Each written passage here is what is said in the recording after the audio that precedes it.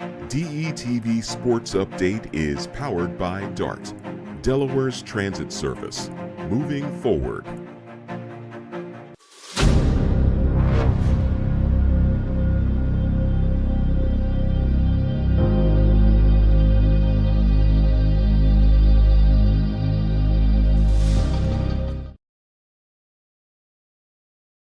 Sports, a casual Monday here. Nick Alessandrini alongside Jason McCall, Dennis Pritchard. He's back in the studio, the only one that's in Wilmington here on a Monday night. I'm Matthew Barrow, unable to join us tonight, but of course you'll hear from him later on in the week or next week to get his takes on some of the NBA stuff and of course the football stuff around the country. But you got us tonight, Jason and I, back like back in the old days here as we're going to get started on DETV. Jason, I know you've been traveling around again here this past weekend all over the place. Before we dive in to this casual Monday show, how you feeling? How was your weekend?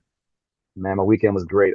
We took Deuce to Mississippi to his mother's college for homecoming weekend. We also got to see, he met his pop-pop for the first time, met both his uncles, great auntie, and a few other cousins. So it was a great time, in Mississippi, in Jackson, Mississippi. A good time. It was hot down there, 87, 87, 91 Oh, temperatures. No, but it was a good time. I always enjoy going down there and seeing family and enjoying the great food atmosphere, and he enjoyed it himself too. He great baby on the plane, going and coming, so I can't ask for anything more. But it was a great weekend. Uh, I also had to do my finals for his first block of fall in between, so got that out the way. So yeah, it was a busy weekend, man. But yeah, you did. thankful to be back and ready to talk some sports. We got a lot to talk about tonight. Yeah, there's a lot to talk about. You mentioned your busy weekend all over the place, Mississippi and everything else, and your Ravens also in action in a big one, a 1 o'clock game that might have been the biggest matchup here so far to date. I know the NBC tried to snatch that game and make it flex it to Sunday night. CBS, though, wasn't going to let that happen. So they kept it at 1 o'clock yesterday. And Jason, that's where we're going to start and dive into both of our teams here in the A block of tonight's show. But I want to start with your Baltimore Ravens there, and we talked about it leading up to the week. It's been the talk nationwide all week long is the big game, Jaden Daniels versus Lamar Jackson. Everybody referring to Jaden even, in the offseason and coming into the year or into the season out of the NFL draft, kind of a Lamar 2.0 type player, if you will, and all the success that we've seen him have through the first 5 weeks of the season, now going up against that Ravens defense, of course, and Lamar Jackson in Baltimore. So I just want to get your initial takeaways after what you saw yesterday. It was a shootout, kind of like we had anticipated. Lamar was fantastic. Jaden Daniels played well, and Vegas was right on that one, a 6.5 to 7 point spread in this game, and that's exactly what happened. 30-23, Ravens get the win at home at M&T Bank. The takeaways, what'd you see yesterday? I saw a Ravens team who was figuring themselves out. Mark Andrews got involved in the game. That's a touchdown pass yesterday. Zay Flowers is finding his spots on the field to get first downs. Bateman's actually catching the ball more consistently. And I mean, the entire receiving core is playing well now. And then you have the closer and King Henry, crown him. That MVP season going. Yeah. But I would say this game actually said to me, it said more about Washington than it did about Baltimore, if you will. And I say that because I've been high on Commanders for the last 2 years. Either way, we know this. I've said it on the show plenty of times, and especially this year. Preseason division champion pick, I Yeah, believe, right? Is that correct, if I remember correctly? yeah. Jaden Daniels is for real. We see that. The Commanders are for real as well. Their problem will be the defense, and they just lost Jonathan Allen for the season. That So the hurts. defense will be their Achilles heel, especially at corner. With now defensive end being gone for the year, but they can kind of patchwork some things on defense. They'll still make my pick true as far as winning that division because it's up for grabs at this point. But the Ravens, clicking, clicking. Still some lapses in pass coverage, but I think as the season goes on, we'll get that together. And Arthur Millette will come back in a few weeks at corner to kind of shore up the secondary for sure. And but yeah, great game. The Ravens have played the two best games of the year back-to-back weeks. The game last week versus Cincinnati, and then this past Sunday versus Washington. So I think they played the two best well, best watched games, if you will, from just a viewer standpoint, back-to-back weeks. But great win, 4 in a row, starting 0-2. So all the people who are whispering can actually, be quiet now, figuring it out, and Lamar's getting better. If Derrick Henry wasn't doing what he was doing, I would say this would be Lamar's MV3 season. But I think Derrick Henry, they're doing what he's doing. He's on pace right now for almost 2,000 yards and 26 touchdowns. He keeps his pace up. I want to say it's exactly 1996 and touchdown. If he keeps his pace up, and I think he can. I think he might get his 1,800 yards if he He keeps his could. pace. He could. He looks absolutely fantastic. And again, he's been 21 years old. They gave him up for nothing. And that's the thing, right? I want to talk about that for a second, Jason. Kind of everybody saying in the offseason, Derrick Henry was kind of known to be out of Tennessee, was going to go obviously elsewhere. And there didn't seem like it was a lot of suitors that kind of popped up, in that conversation. Obviously, the Ravens were out at the forefront, and that deal ended up getting done. And maybe that's where he wanted to go initially. But the Cowboys, I mean, there were like 3 or 4 teams, even the Eagles thrown around there before the Saquon edition. I think that's been fine for both sides, King Henry in Baltimore and Saquon in Philly. But along those lines, other teams not really linked to Henry, and one of those teams being the Dallas Cowboys, who have struggled mightily in that run game. What do you think that was going on there in the offseason? His age. I think it's nothing but age and the wear and tear he's already had. I mean, we're talking about a guy who's averaged 300 plus carries essentially every season he's been in the league. But people don't realize that Derrick Henry is the equivalent to LeBron in basketball. He spends $250,000 every year on his body, working on it and keeping it, maintenance and, different things. And he works out. He's a workout fanatic. His diet is insane. So he's really a freak of nature. And for him to have the same top level speed in his 30s as he did in his 20s without really losing a step, I mean, that's a testament to his work ethic and what he's doing. And excuse me. And what you see now with the Ravens offense with Todd Monken is you're seeing them go back to smash mouth Ravens football, but you just happen to have a quarterback who is also a dynamic passer. So you have to game plan in the zone for both the RPO option and for Derrick Henry. That's creating passing lanes to throw to your Batemans, your Andrews, your Zay Flowers, even your Likeleys and your Kohlers. So I mean, the ball's been spread around, and Lamar's playing the most efficient football I've seen him play ever. I probably haven't seen him play this well since He looks really good. I would say since his Heisman year at Louisville. I mean, he's won 2 MVPs, and we're still saying this is his best season so far in the NFL right now. So that's saying a lot, But the Ravens are building. Like I said, the Achilles heel right now will still be the back half of the defense. But once that gets a little short up with the players coming back, moving the pieces around, sky's the limit. Top of the division now, 4-2. Told you guys that Pittsburgh 3-0 is full gold. You got to play real teams, and that's what's happening now. And the Browns are complete trash. Man, again, we'll talk about them here in just a second. And Cincinnati's also trash. They barely beat the Giants last night. But maybe yeah, Giants better than we thought. Yes. Conversation for another day. I mean, look at them right now. I mean, they almost won that game without Malik Davis. That's saying a lot. So, just miscues as usual by Daniel Jones. But, all around, great Ravens game. And like I said, great game for the Battle of the Beltway. As the mayor said it, the Yos versus the Moes. And the Yos won. So that's all we got to talk about. That's true. And again, if you were a Mark Andrews fan or Mark Andrews fantasy owner, again, did get in the end zone. Did look like he was getting back on track, but still 51% of the snaps and only 4 targets in that game. So if you're a fantasy player, maybe sell high on Mark Andrews right now after that big one, because then just the consistency going to lack. But the Ravens are rolling in all aspects here through the first 6 weeks of the season. Jason, you're going to see my list of my top 15 power rankings of teams in the NFL coming up. We're going to get, of course, your opinion on that and some things that you might change going forward. But let's jump now to the Philadelphia Eagles, who got A.J. Brown and company back yesterday, but lost a few more guys due to injury, though, in that win over the Cleveland Browns. So the Browns on their 3rd straight road game coming into that yesterday with Deshaun Watson, who is by far statistically the worst quarterback in the league.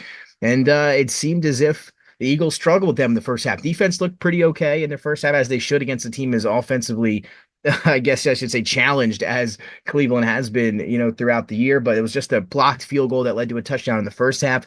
The offense kind of scored there a few times in the first half, got going a little bit, but overall an ugly game yesterday at Lincoln Financial Field. What were your takeaways there of Cleveland going on the road there, and the Eagles just holding on to that victory? And we'll talk about Sirianni and his post-game antics and all that kind of stuff here in a moment also. Um, if you're an Eagles fan, you escaped with the victory. You really shouldn't be happy about this win. This is probably as ugly as a win that you could have. It feels more like a loss, although it's a win in the win column, but it feels more like a loss if you talk to Eagles fans and some Eagles players and just even some sports people on the different shows. Ugly game. I mean, you're happy to see AJ Brown and Devontae back, but that's about it. And Sirianni got some explaining to do. Just this team this year in general, and then with antics post game. Yeah, I mean, kind of, they told him before the game, he said this in the press conference. He said, I was kind of, fired up. The team told me earlier in the week they wanted me to get back to my old self, to bring that energy and passion that they saw the first couple of years, when he was the head coach. And I'm not sure if it could have been directed or should have been directed, though, in that way, kind of to the fans there in that front row as the game came to a close. A few things for me is that's a game that they should have won. Obviously, you mentioned that. I think we all know that.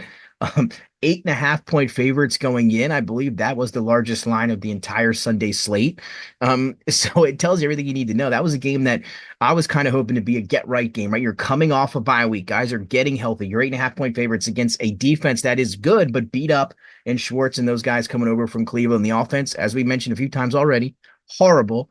So it was just a good matchup for Philly. I thought they were going to get back on track, look a little bit better, and again, looked okay in the first half, but overall an ugly performance. I thought it was interesting to see Nick Sirianni come out with the shaved head ahead of this week. He said he did that during the bye week to kind of change some things up. I thought that was, that was kind of crazy to me. I don't know what the reason, kind of gave me a midlife crisis vibe there coming out from Nick Sirianni coming into this one, and then to see how they perform, not totally well there on the back end against Cleveland. So overall, an ugly performance. I thought Hurts was okay. Offensive line now going to be beat up. It's going to be interesting now to see how they pivot from Mailata, who's going to be out now a few weeks with that hamstring injury. Lane Johnson already beat up there. Jurgens has missed some time, so the offensive line is getting beat up a little bit.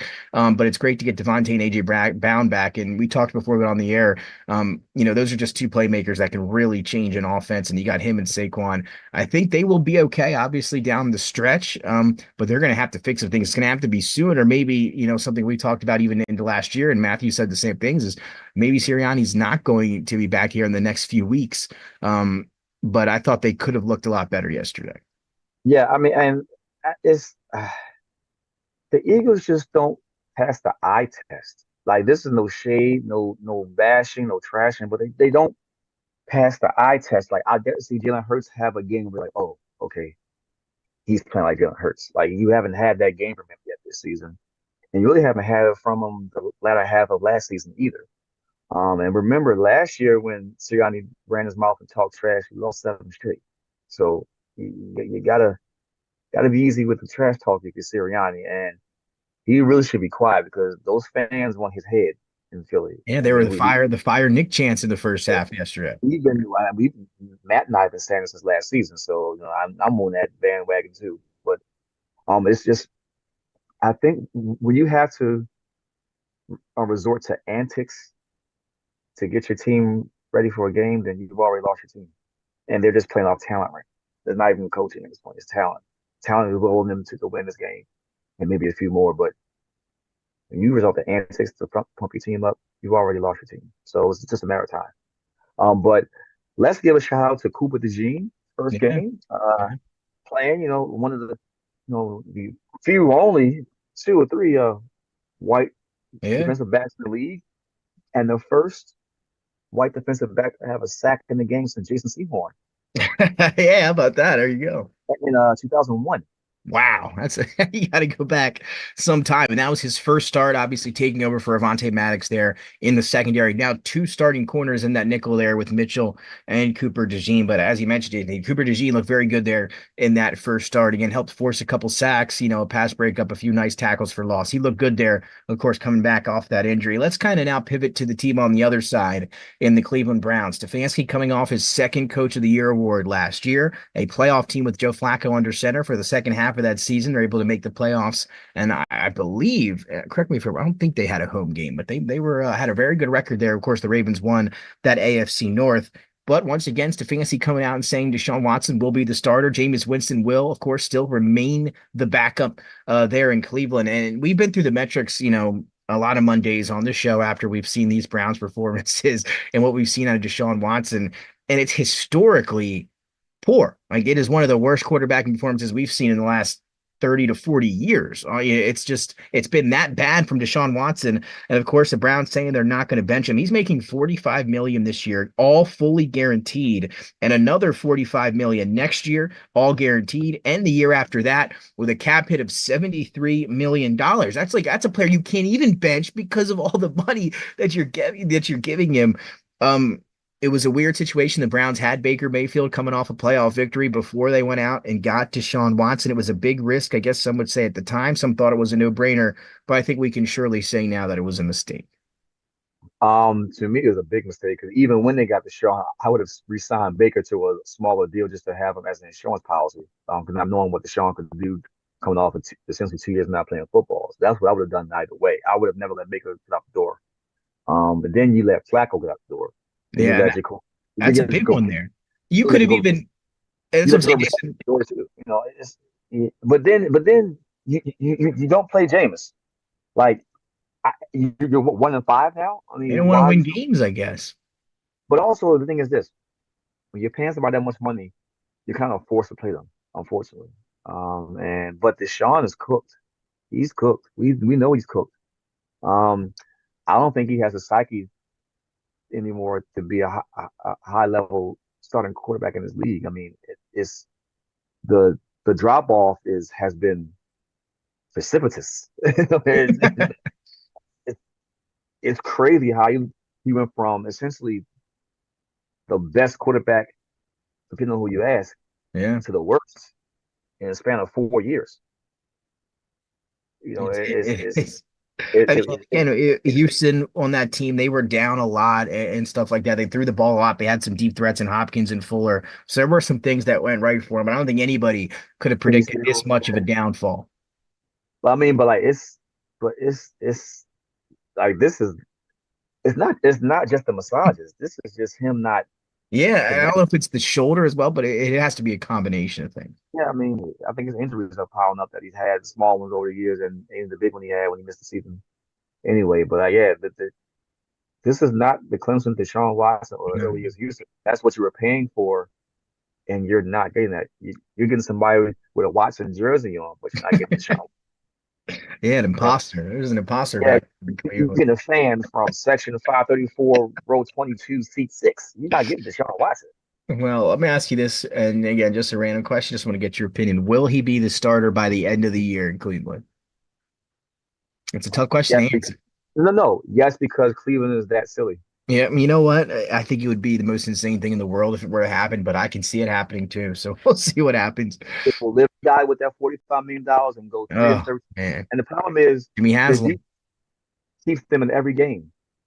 Every game, their defense is top 5, top 10, keeps them in every game, but they just can't score enough points. And you got Amari Cooper, and you got Joe Cooper, he's out, and you didn't Chubb should be returning him in like a week or two, so that should do something. But you gave up Kareem Hunt, you got him go to Kansas City back home. You know, what I mean, I don't know what else I mean, you got Jerry Judy, and he's been absent.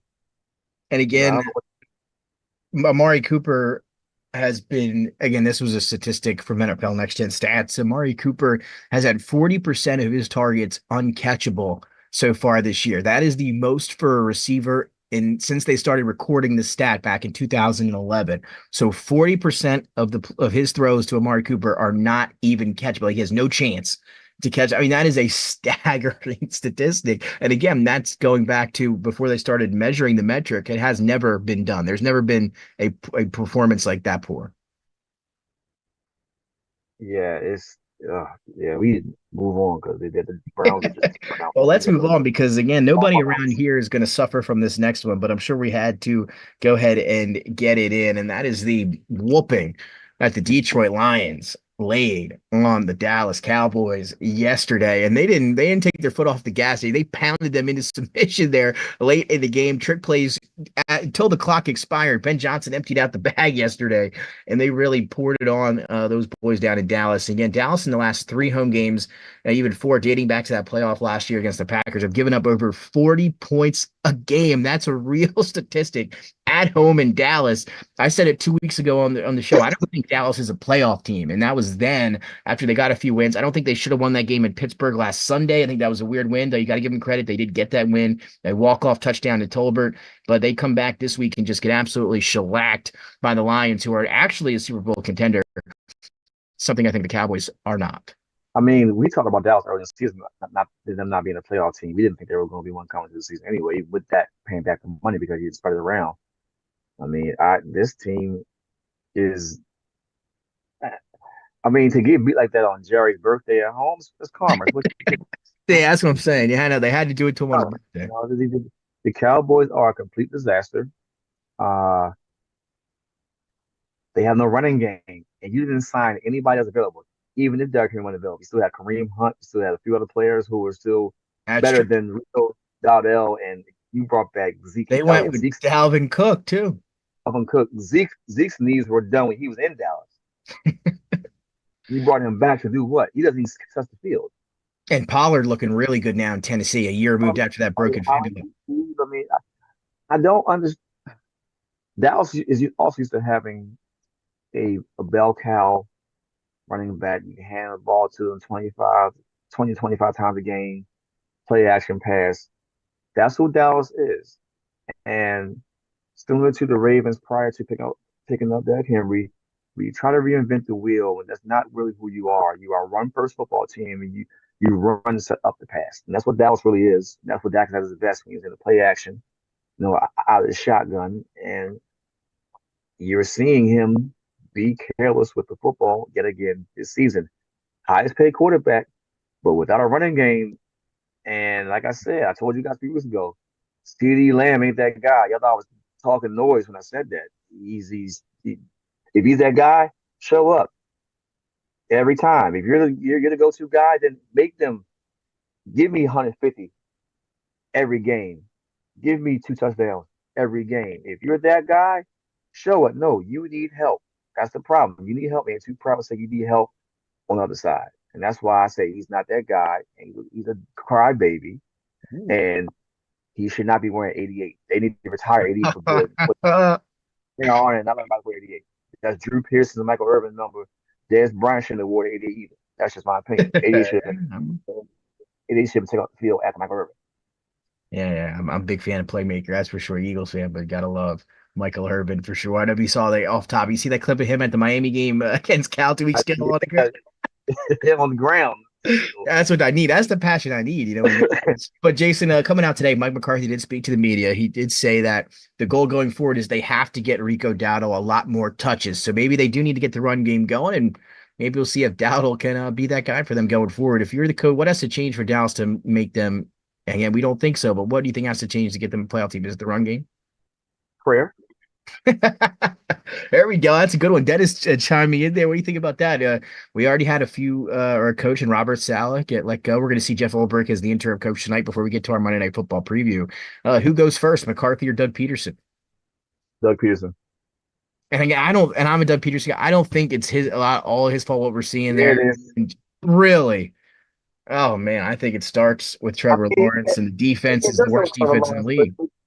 But Doug Peterson was a former quarterback, so you're essentially a quarterback coach. If you can't correct your quarterback and you play quarterback, then that's the problem. Or again, and we've sat here over the years wondering about Trevor Lawrence. We've seen flashes, and everybody kind of thinks he's that guy. Maybe he's not He's that not. guy. So we're starting to have the problem with Clemson quarterbacks that we're having with that we used to have. Oh, like Ohio State quarterbacks. Oh man. You know, you come in the league and are you really that good, or was it just a team around you? You know, like Alabama quarterbacks. Name Alabama quarterback outside Jalen Hurts. Tua, the Two only and two. that's That's it. and then you got to go back to Joe Namath, man. His career stats were modestly average and was a Hall of Famer. So that's saying a lot too, but no, so another day.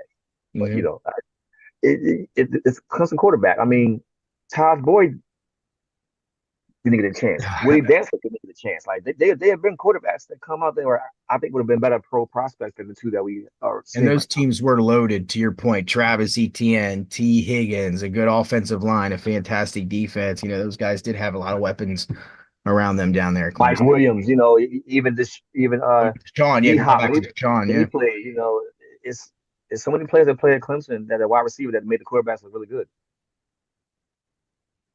So let's keep it moving there, rocking through what we Cowboys are done. That regime is done. Somebody needs to relieve Jerry of his duties and the ownership. That's the only way Cowboys win again. he did say yesterday after the game that this was a quote shocker unquote. So again, the Lions coming in with the number one run rushing offense. Cowboys is the worst rushing defense. I kind of had a feeling I had the Lions locked and loaded yesterday.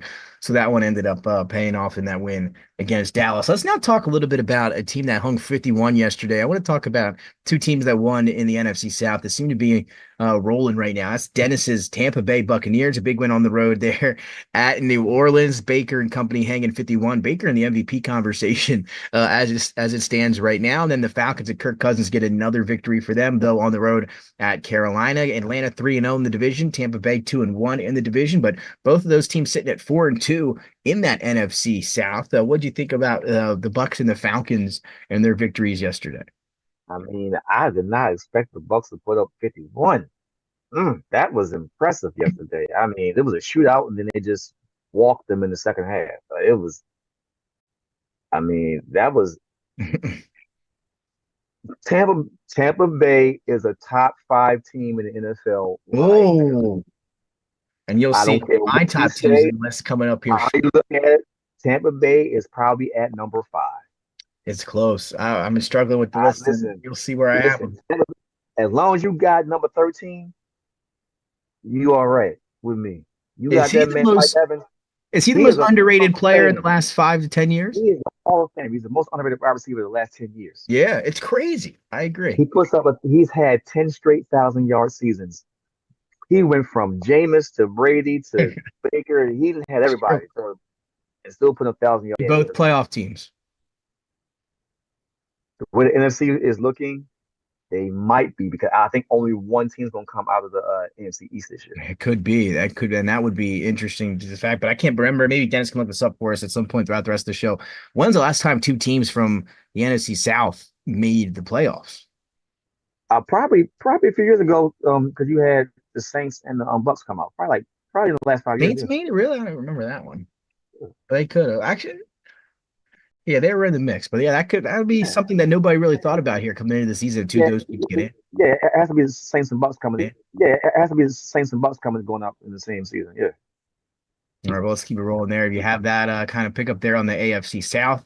Now rolling into the no huddle, Jason. Let me get your quick opinions on some of the other action, from yesterday. And it starts with last night. And the Cincinnati Bengals, again, one of the worst defenses in the league, but offense shows up and they get a victory over the New York Giants, who have been playing pretty decent football coming in. Of course, no Singletary, no Malik Neighbors, so that'll hurt you offensively. But a Sunday night matchup, what'd you see out of that one last night? That was a trash game, man. The offense never really showed off Cincinnati. They only put up 17 points. Did you learn anything about the Bengals? No, they beat a team they should have beat. But I learned a lot about the Giants, though. Giants defense is actually really good. I learned that. That's what I learned. I was shocked to see. And that's without Thibodeau playing. Dexter Lawrence and Brian Burns were all over the field. Brian Burns is everywhere. And they finally used Chase Brown, Cincinnati. Yeah, There you got go. running back. I'd like to see that. Yeah, give him the ball. Give him the ball. Give him the ball, And Jamar Chase is Jamar Chase. It's just what it is. T. Higgins looking good But there at that offense. But the defense, Jason, is atrocious over there at Cincinnati. Yeah, the atrocious, but also when Joe Burrow doesn't throw to Jamar Chase, when he throws all his interceptions too. Well, we'll see what happens again going forward. They're now 2-4. It seems like every year through the first 6 games, we're always talking about Cincinnati and what not to expect out of them. Last year, they kind of got rolled, and then the injury to Burrow happened, and we kind of forgot about them. They still almost made a run into the playoffs. So they're a playoff team right now with Joe Burrow on that defense. There's no way. No way. Yeah, so right now, it's kind of how I feel too. I hate to say it about Joe Burrow and the Bengals, but that was a lot of people's trendy pick to go to the Super Bowl with the healthy And Cincinnati team those this year. people's silly. Let's keep it rolling here in the no huddle and talk about what happened over there in London. We mentioned the Jags part. Let's talk about the Bears part, and let's kind of talk about Chicago there. Another big win. They improved to 4-2, and I want to kind of stretch it out to a conversation about the NFC North.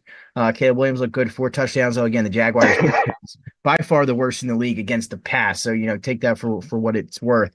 But Chicago started to get rolling.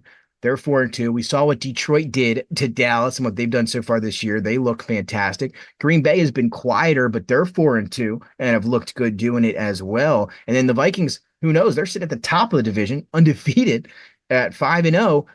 Your thoughts on the NFC North and how that's going to shape out? NFC North is the best division of football this season. Yeah, we said that coming in. Through the first 6 weeks. And it's going to go down to week 18, 17, whatever many weeks we got now. It's down to the last week of the season. Yeah.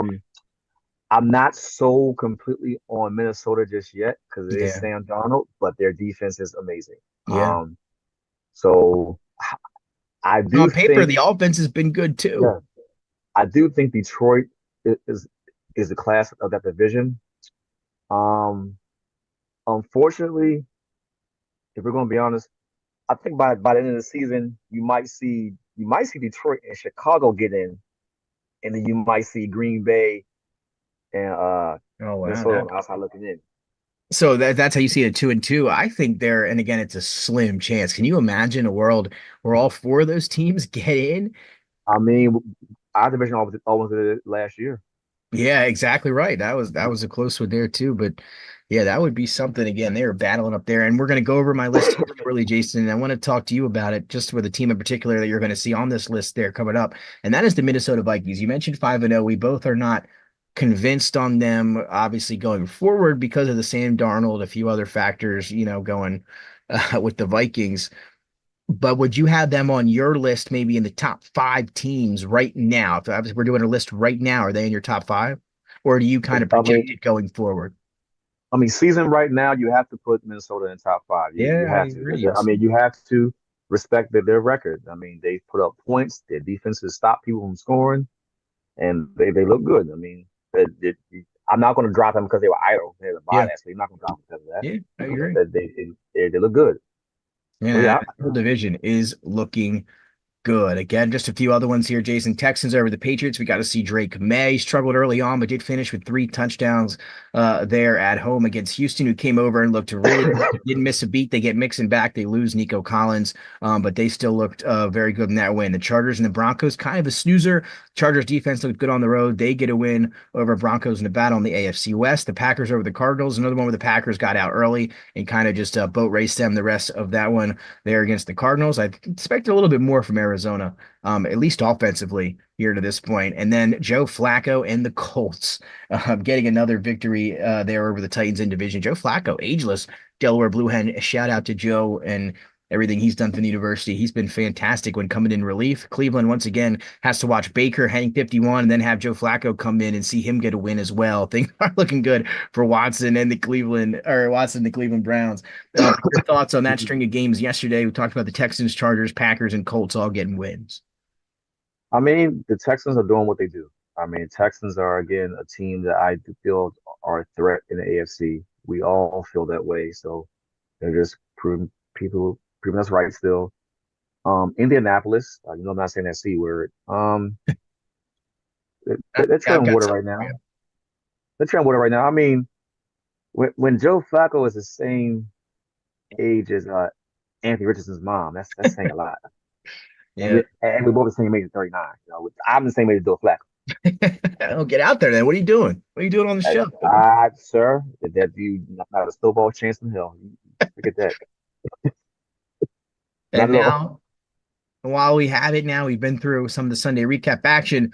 So without further ado, see if Dennis has my list of my top 15 teams in the NFL, the power rankings that he'll bring up on your screen here hopefully shortly. Here you go. The top 8. There you have it, Jason. I got the Chiefs at 1, the Ravens at 2, the Lions at 3, the Vikings at 4, the Texans at 5, Falcons, Bucks, and Packers rounding out 6, 7, 8. And then Eagles coming in at number 9, followed by the 49ers at 10, Bears 11, Steelers 12, Bills 13, Jets 14, and the Bengals coming in at 15. All right, Jason, there you have it. My top 15 in the power rankings here as it stands heading into Monday Night Football on week 6. What'd you think? I would have the Eagles lower than number 9. They probably be at 13 for me. 13. So Dan, can we flash that second image back up there on the screen so everybody at home there? So we have the Eagles at 9. So you'd have the Eagles behind the Niners, Bears, and Steelers. Yeah, I would have the Steelers at 9, Okay. Bears 10, Bills 11, Eagles 12. And also, if we get that first picture back up there, what did you think of the top 5 here coming in with the Chiefs, Ravens, Lions, Vikings, and Texans there at the 5th spot? Top 5. I don't really have too much of a problem with the top 5. However, I would put the Bucks above the Falcons. Okay. Yeah. Okay. Yeah. And now we're talking with Dennis here as we were getting kind of on the air. He brought up this before we started tonight. He said he would switch the Ravens and the Lions. So he has the Lions at 2 and the Ravens at 3 would be Dennis's change there in the top 5. Your thoughts? I mean, that's based on preference. I mean, you're not really based on the season so far. You're not really wrong, but I give the edge to the Ravens with the running game with Derrick Henry. That's the edge to me, 2 versus 3 with Lions and Ravens. That would be a great matchup because the Lions are good against the run. It wouldn't be. We saw it last year, 38-6 without Derrick Henry. So not a good thing. So let's talk about it. Losing Hutchinson, I do want to say that though while we're on the Lions. Losing Hutchinson, who was the favorite to win Defensive Player of the Year. I know we're only through 5 weeks. He has been incredible through the first 5 weeks. That's a huge loss for them defensively. Yeah, they might lose. They might lose a couple in a row.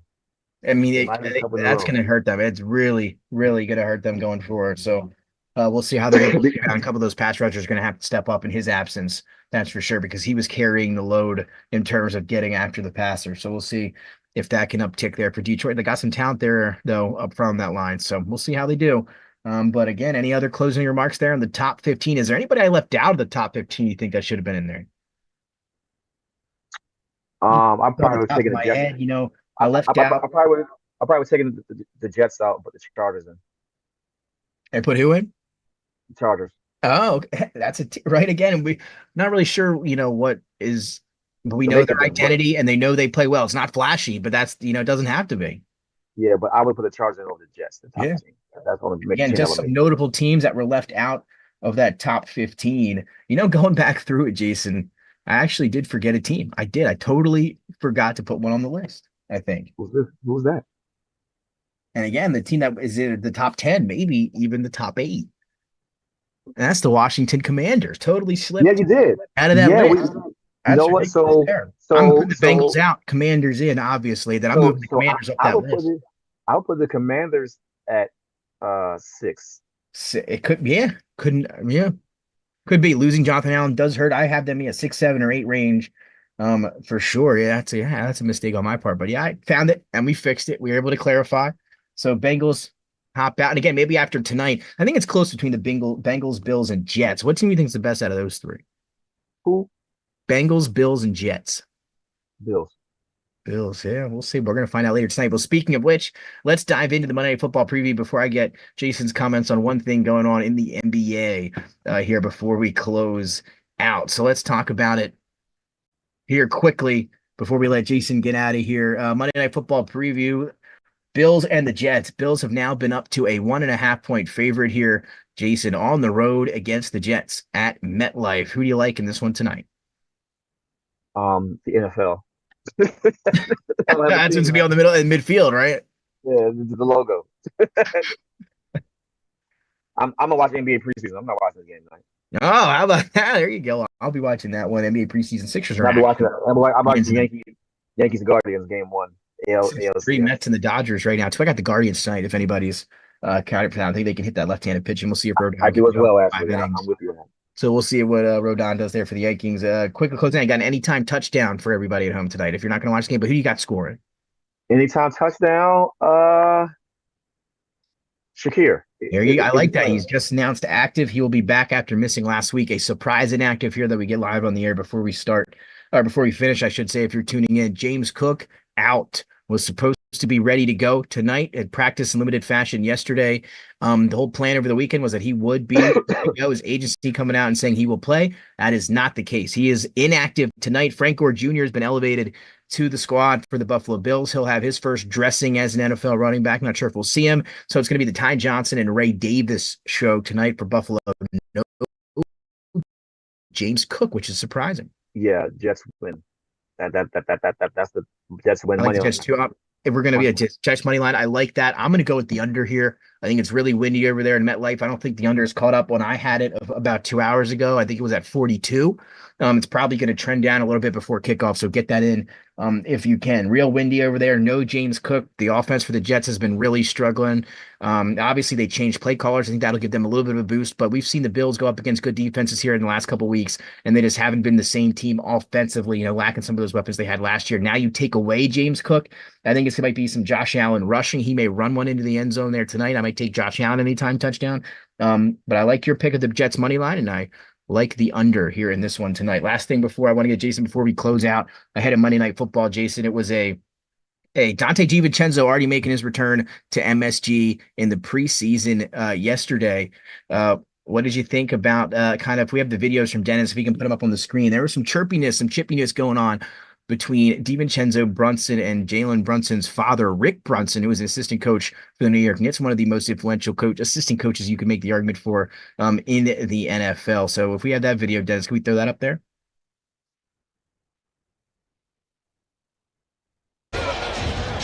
So you have these guys going at it. This guy should be there after the game. You see Dante being calmed down there by Jalen. Is Rick going to come over and have a few words with him? Quote out of Rick Brunson was, "That was some sucker expletive," and Dante didn't have it well. Dante saying he was talking to Tibbs there, and Dante, if you don't know, was a groomsman at Jalen Brunson's wedding. So those who are very close, so really good friends. So interesting there. But we're going to say goodbye to Jason. I can't wait for them to get back in action in the regular season. I'll have that one circled between the Timberwolves and the Knicks. Well, we got about an hour before kickoff between the Jets and the Bills. Again, the Jets are 1.5-point dogs at home tonight with the over-under set at 41. Just a quick statistic before we jump off the air here. All the games had road underdogs coming into this one tonight. All road favorites won and covered. So we'll see if that continues here tonight in this one. Well, thanks for everybody for tuning in. A casual Monday here on DETV. Special thanks to Dennis and Jason. We will see you next week.